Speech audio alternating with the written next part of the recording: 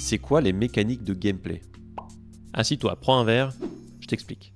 Le travail du game designer, c'est de créer les règles du jeu, et ces règles, on les appelle des mécaniques, qui une fois mises bout à bout, forment le gameplay.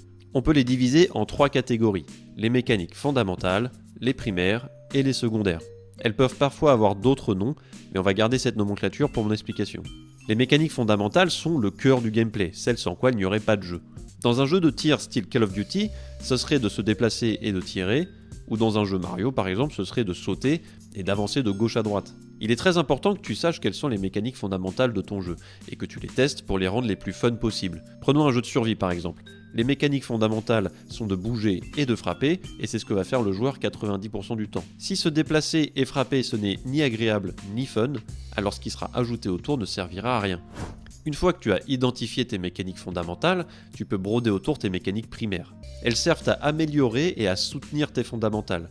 Dans mon exemple de jeu de survie, les mécaniques primaires seraient l'artisanat et la construction, qui sans être fondamentales restent importantes dans l'expérience de ce genre de jeu.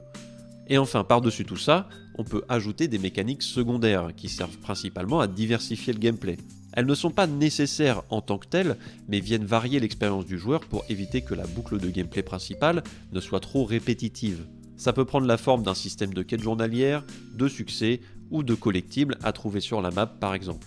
Chaque genre de jeu a ses propres mécaniques, que ce soit des mécaniques de combat, de système économique, de stratégie ou même d'XP et de leveling. Alors on peut facilement tomber dans le piège de se dire que plus je mets de mécaniques dans mon jeu, plus il sera bien.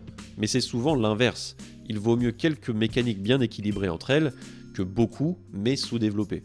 Zelda Breath of the Wild en est l'exemple parfait, avec la poignée de mécaniques basées sur la physique et un level design prévu pour, le joueur peut être créatif dans sa manière de solutionner une énigme ou de gagner un combat. En bref, les mécaniques de gameplay sont la clé pour créer des expériences de jeu engageantes et mémorables. Et si tu as des questions sur comment créer un jeu indé, n'hésite pas à les poser en commentaire.